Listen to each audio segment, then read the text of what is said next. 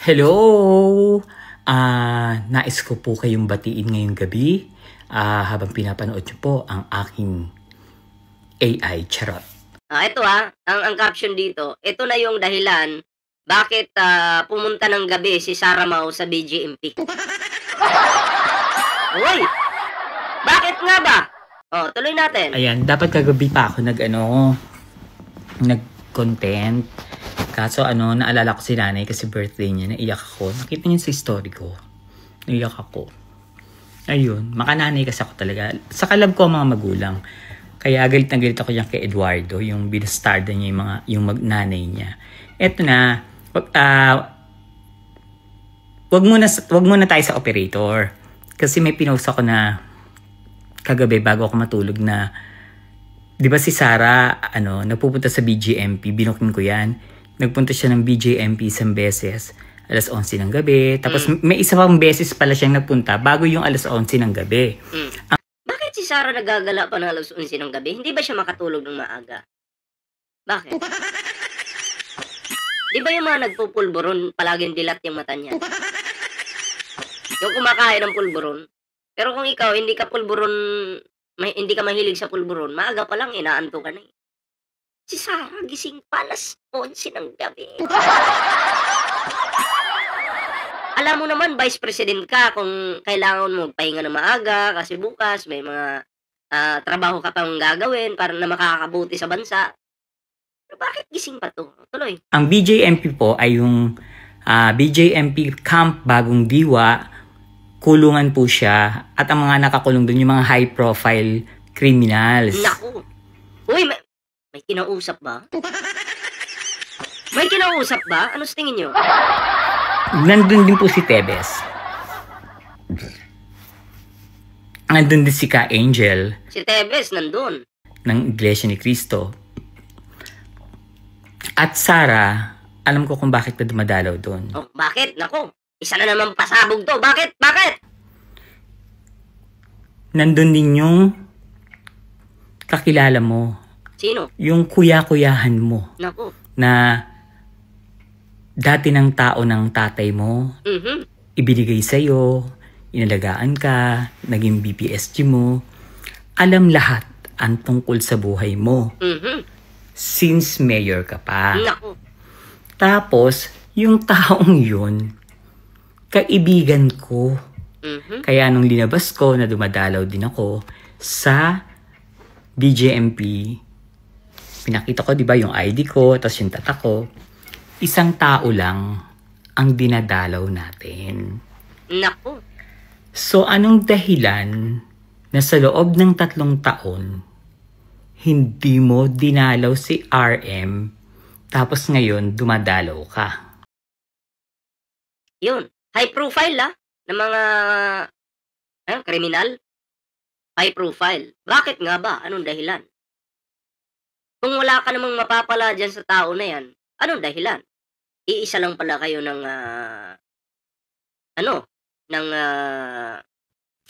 diba? Ng dinadalaw ni Peebles.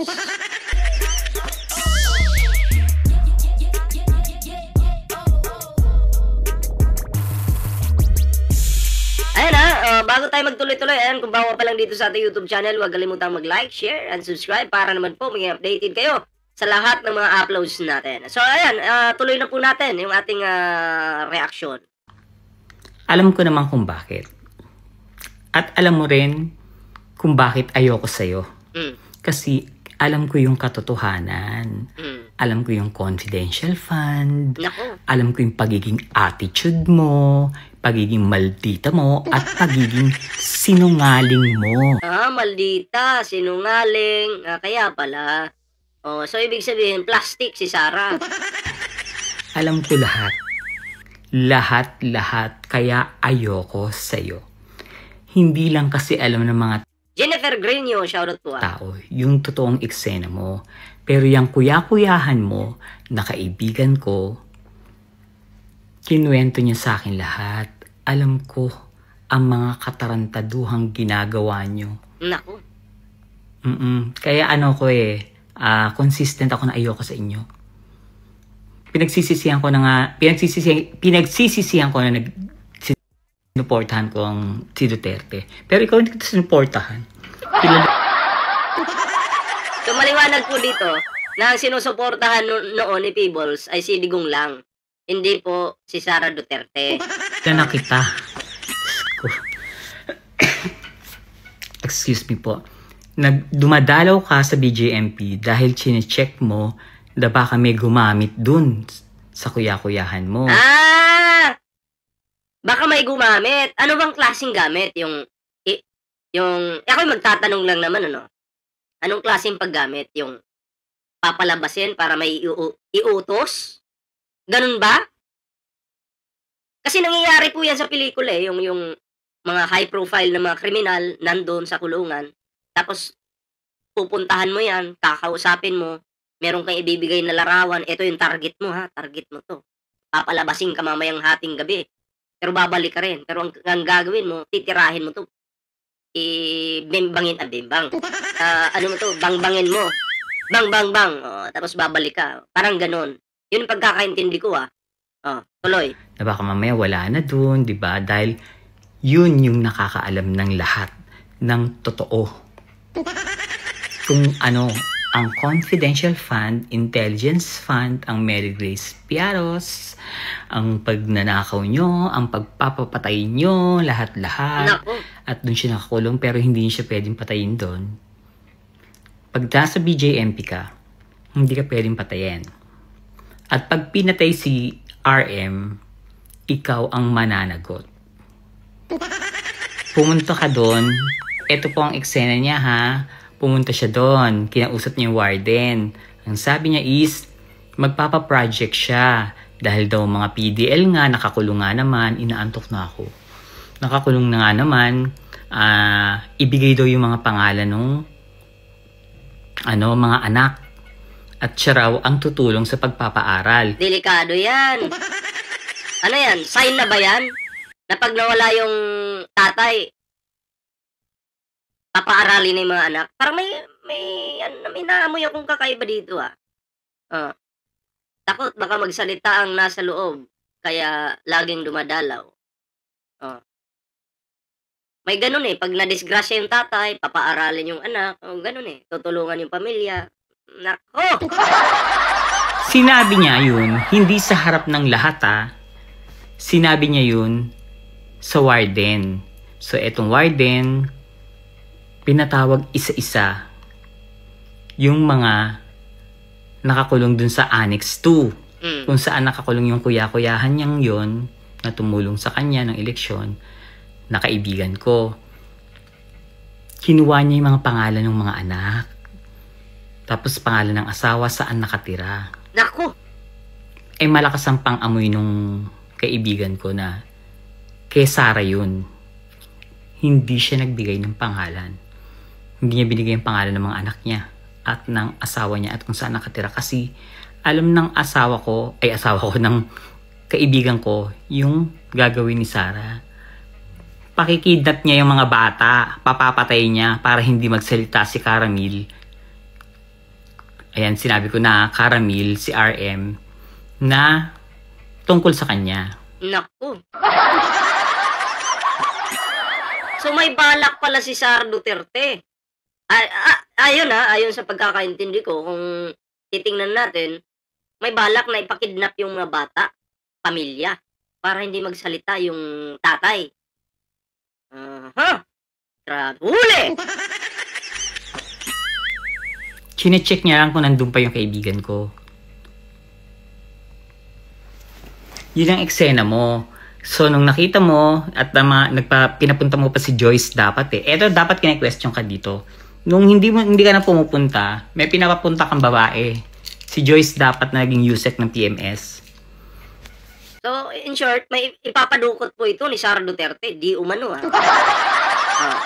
papadukot. May posisyon ba siya sa opisina mo? Hoy Joyce, dapat makinig ka. Adela Brazo, shoutout po Wala akong pakialam kahit lawyer ka. Anong posisyon mo dun sa sa OVP? At bakit nagpupunta ka dun sa Camp BJMP? Ano ka ba? Anong posisyon sa OVP? Malay mo, baka Alam naman natin na aprobado na yung ano, yung budget ng OVP. Kaya siguro pumupunta-punta do'n. Oh. Kaibigan ko. Hindi ka niya lawyer para pumunta ka doon at wala kang pinagloloyeran doon. Joyce, dapat. Kilala kita. Alam ko yung pinlanan niyo kay BBM. Alam ko. At kaibigan mo yon, si Caramil. BFF kayo. Kayo nila Sara. Si Kirara, si Monsayak. Diba? Yung mga taga-Baste. Kasi yung kaibigan ko na yan, graduate din sa Baste. Kabarkada nyo. Nagginago nyo. Nako. 3 taon na dun, hindi nyo tinulungan. Tapos ngayon chinecheck nyo, baka may tumutulong.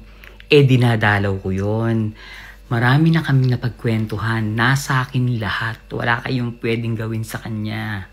Alam mo, naniniwala po ako sa sinasabi ni Peebles dito. Alam niyo bakit? Si PBBM nga pinagbantaan. Si Speaker Martin Romualdez nga pinagbantaan. Si First Lady nga pinagbantaan na ipapapatay ni Sara Duterte. Ito pa kaya itong kaibigan ni Peebles? Kaya nga lang, pagdating daw sa BJMP, bawal. Diba? Kaya siguro naghanap ng paraan itong si Sara Duterte, ha? Para ano? Para makidnap di umano, ha? Yung pamilya ng taong kaibigan ni Peebles. Nako. Wala rin kayong pwedeng gawin sa akin dahil inaibigay ko na rin sa iba. Alam ko lahat ng katarantaduhan ng OBP. Nako. Pero wala akong magagawa kung hindi ko naman kayo pinipilit maniwala sa akin yung makakanood nito. Pero lagi niyong tatandaan. At least, pasalamat tayo kay Peebles. Palagi niyang naharang yung mga mangyayari in the future. Kasi nabulgar na po ni Peebles. Pag ginawa nga naman yun ni Sara Duterte, wala na. Siya na mismo yung pagbibintangan. So, alam mo, itong si Sara Duterte, nabubuisit ito kay Peebles eh. Buisit na to kasi yung plano ni Sara, alam na ni Peebles, binubulgar na agad. Grabe. Hindi ko ako sinungaling at hindi ako mapaggawa ng kwento. Hindi kailangan. Wala akong mahihita dyan. Magsasabi ako ng totoo para sa tao, para makaiwas sila sa inyo. Diba? Doon sa mga fan ng mga Duterte, go lang, Diyos ko. Wala kaming pakialam dyan. Magpakabaliw kayo. Diba? Basta ako alam ko yung totoo, ayoko sa'yo, sinungaling ka, magnanakaw ka din, anong ginawa mo sa confidential fund, diba? Kahit nga hindi kayo impeach magpaano ka na lang, imbestiga, nang malaman naman namin kung anong ginawa mo sa confidential funds at intel funds. Ulitin ko ha, magkakilala tayo, isa lang yung taong dinadalaw mo, pinupuntahan mo sa BJMP. Isang tao lang. Kaibigan ko at kuya-kuyahan mo. Lalabas din yan yung katotohanan na magkaibigan kayo. Ang dami-dami nyo ang pictures. Ang bait-bait nga sa'yo. Diyos ko. Dahil lang kay Harry Rocket sa pera. Pinagpalit mo. Naku. Diba?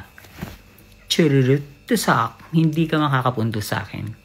Sabi ko nga, kayang-kaya ko kayong basagin lahat. Lahat kayo.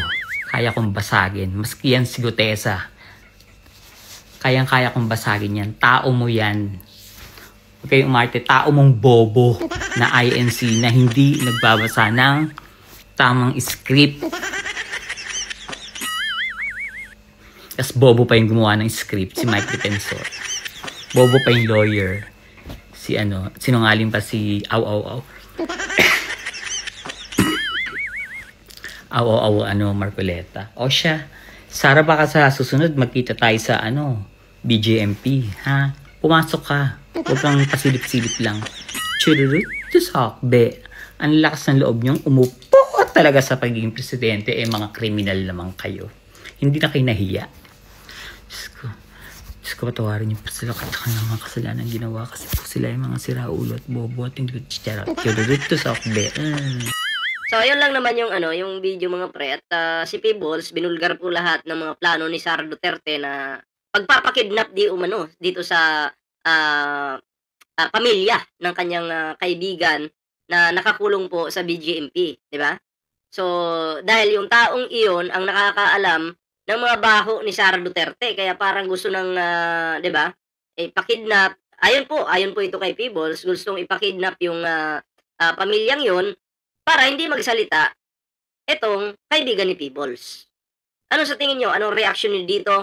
Comment down below mga pre para naman po mabasa natin.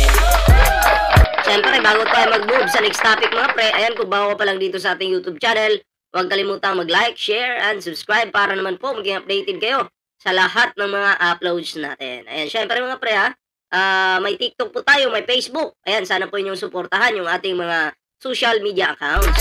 Ayan, para dyan po tayo magkita-kita. Pag wala tayo sa YouTube, nandun po tayo sa TikTok, sa Facebook, di ba?